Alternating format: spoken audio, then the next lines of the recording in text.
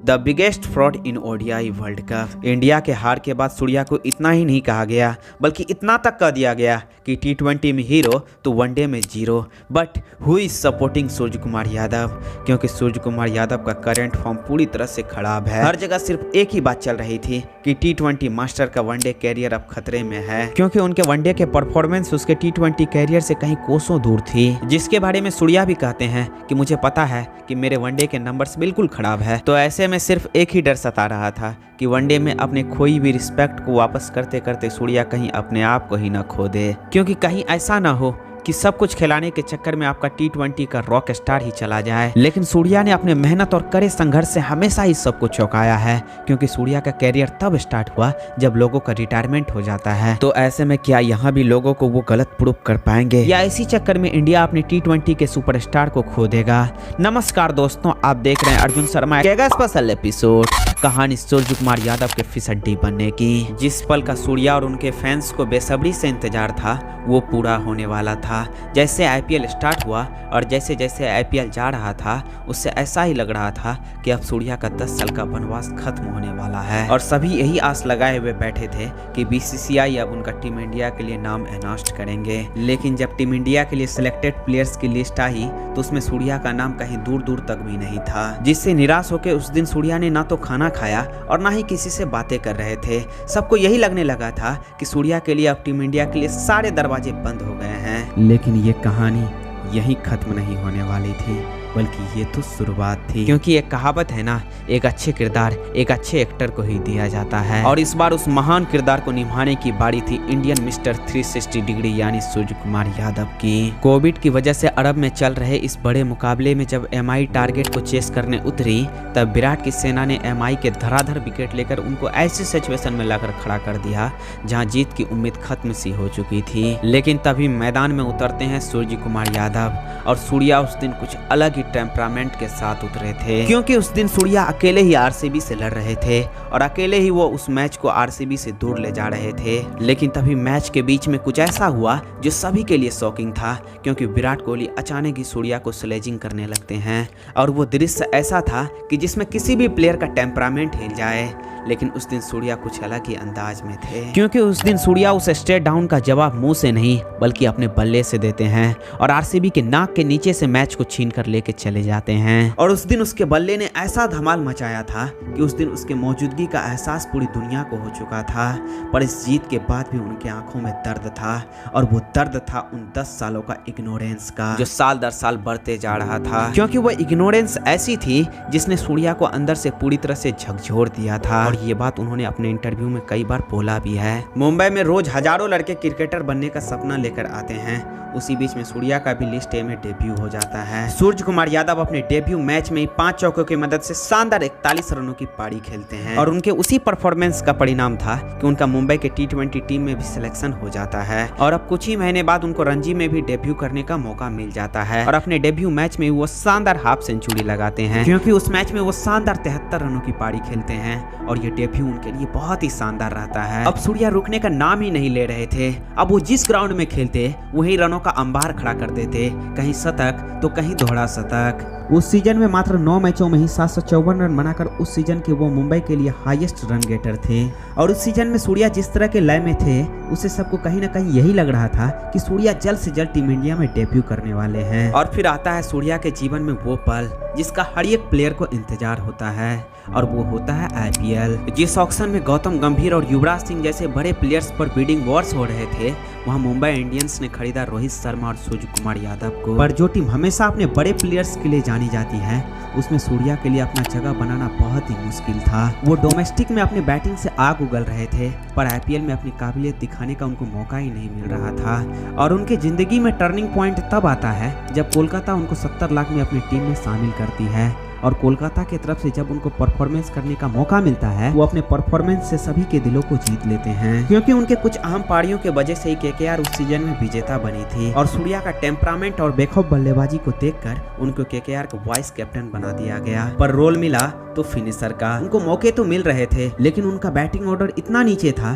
कि वो अपनी काबिलियत दिखाने का प्रदर्शन ही नहीं कर पा रहे थे। और जिस कैरियर की प्रेडिक्शन रोहित शर्मा और गौतम गंभीर ने पहले ही कर दी थी, वो कहीं थम सा गया था। वो साल दर साल डोमेस्टिक में बेहतरीन से बेहतरीन बल्लेबाजी करते, पर आईपीएल की जब बारी आती तो उनकी अनकंसिस्टेंसी इंडिया कॉल के लिए एक रोड़ा बन रही थी। हद तो तब हो गई थी जब उनके बैच के प्लेयर्स भी इंडिया में डेब्यू कर चुके थे। लेकिन सूर्या की जिंदगी ने एक बार फिर से करवट बदली और मुंबई इंडियंस ने सूर्या पर फिर से दांव आजमाया और उन्हें 3 करोड़ 20 लाख रुपए में अपनी टीम में शामिल कर लिया। पर जिसको सूर्या मौका समझ रहे थे, वो उनके लिए एक बड़ा चैलेंज लेकर आया था, और वो चैलेंज था टॉप ऑर्डर में बल्लेबाजी करने का। क्योंकि वो 4 साल से कोलकाता के लिए फिनिशर के तौर पर खिलाए जा रहे थे। जहां उनको पहले 15 से 20 बॉल खेलने की ही आदत थी, वहीं टॉप ऑर्डर में उतरने के लिए कम से कम 15 ओवर क्रीज पर लगातार बैटिंग करनी होगी। लेकिन सूर्या ने यहाँ भी हार नहीं मानी, बल्कि चैलेंज को एक्सेप्ट किया। वो दिन की गर्मी में प्रैक्टिस करते और देर शाम तक बैटिंग करते, पर शायद उनके लिए इतना बदलाव काफी नहीं था। पिच के साथ साथ अब अपने लाइफ स्टाइल में भी बदलाव करने लगे, जैसे लेट नाइट पार्टी बंद कर दी और डाइट पर कंट्रोल करना स्टार्ट कर दिया, और क्वांटिटी ट्रेनिंग से हटकर क्वालिटी ट्रेनिंग पर फोकस करना स्टार्ट कर दिया, जिसका फल उन्हें मैच में भी देखने को मिला।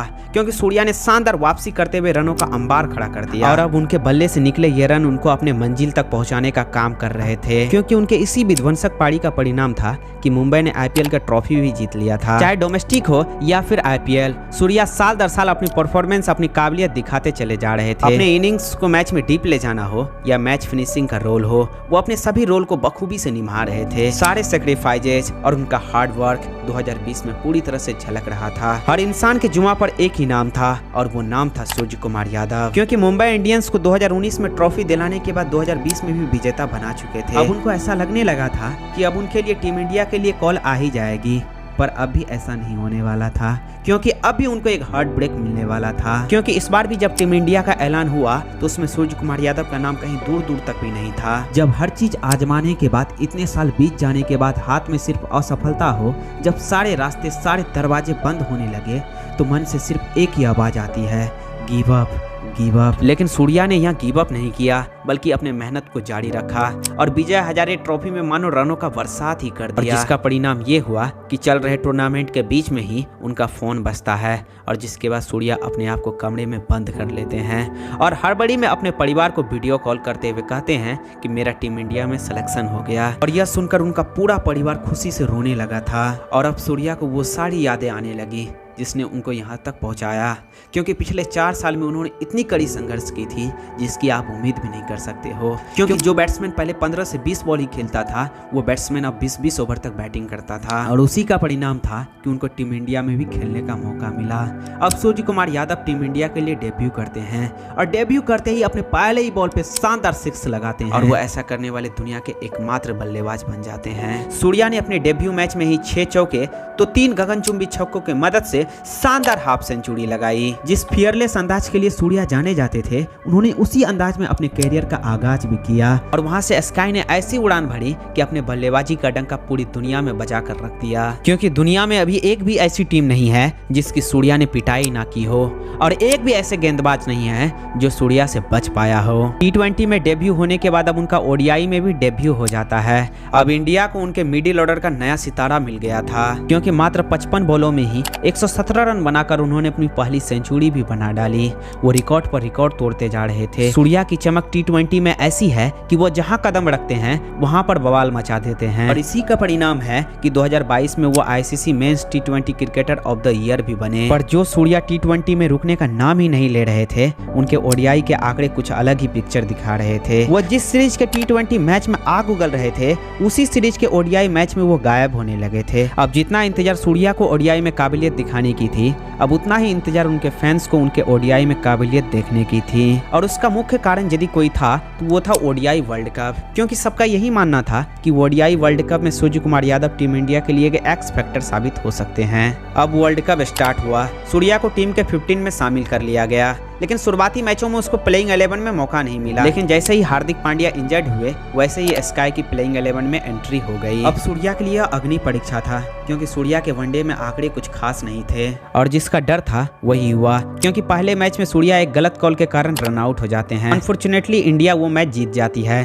भारतीय टीम का विजय रथ अब आगे बढ़ता जा रहा था। सूर्या के फैंस निराश थे, क्योंकि जब भी डेथ ओवरों में उनकी बल्लेबाजी आती तो सभी उनसे छक्के चौकों की मांग करते थे, लेकिन वो इस उम्मीद पर खड़े नहीं उतर पाते थे क्योंकि वो जल्दी अपना विकेट फेंककर पवेलियन लौट जाते थे। जिससे अब सूर्या के फैंस ये मांग करने लगे थे कि सूर्या को क्रीज पर जल्दी भेजो, लेकिन किसको पता था कि ये मौका वर्ल्ड कप के फाइनल में आने वाला है। टीम इंडिया की फाइनल में शुरुआत तो बहुत ही अच्छी हुई थी, लेकिन अचानक ही एक एक करके विकेट गिरते चले जाते हैं। ऑस्ट्रेलियन टीम ने उस मैच में अपनी पूरी जान झोंक कर रख दी थी। ये ऑस्ट्रेलिया अब वो ऑस्ट्रेलिया नहीं लग रही थी जिसको इंडिया लीग मैच में हरा कर यहाँ तक पहुंची थी, क्योंकि ऑस्ट्रेलिया ने अपने टैक्टिक्स और प्लानिंग से मैच में पूरी तरह से पकड़ बनाई हुई थी। लेकिन अब भी एक आस बची हुई थी और वो थे सूर्या। और अब सूर्या की मैदान में एंट्री होती है और अब सबको यही लग रहा था कि सूर्या यहाँ से टीम इंडिया को संभाल लेंगे और टीम इंडिया को एक फाइटिंग स्कोर तक पहुंचा देंगे। और वो शुरुआत में ऐसा कर भी रहे होते हैं क्योंकि वो मैच को डीप ले जा रहे होते हैं, लेकिन ना जाने कि उस दिन सूर्या के बल्ले में क्या हो गया था।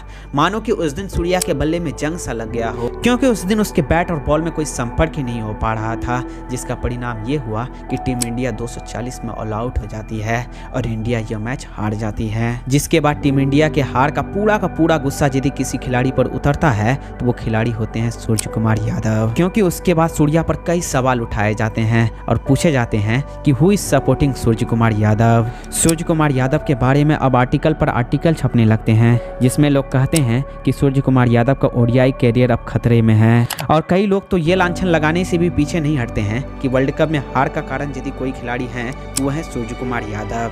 लेकिन मैं उनसे ये कहना चाहूँगा कि वर्ल्ड कप में हार का कारण सूर्य कुमार यादव नहीं बल्कि पैट कमिंस का मास्टरमाइंड स्ट्रेटेजी थी, जिसने टीम इंडिया को मैच में पूरी तरह से बांध कर रख दिया था। और जहां तक सूर्या के ओडीआई कैरियर की बात है तो बेशक उनके नंबर्स अच्छे नहीं हैं, पर क्या सूर्या सिर्फ एक ही फॉर्मेट खेलने के लिए बने हैं? इसका जवाब तो आप ही दे सकते हैं। लेकिन आपसे एक सवाल है कि जिस प्लेयर ने 11 साल तक इग्नोरेंस को झेला हो और उस इग्नोरेंस के बाद हार ना मानी हो, वो प्लेयर क्या यहाँ पर हार मान जाएंगे?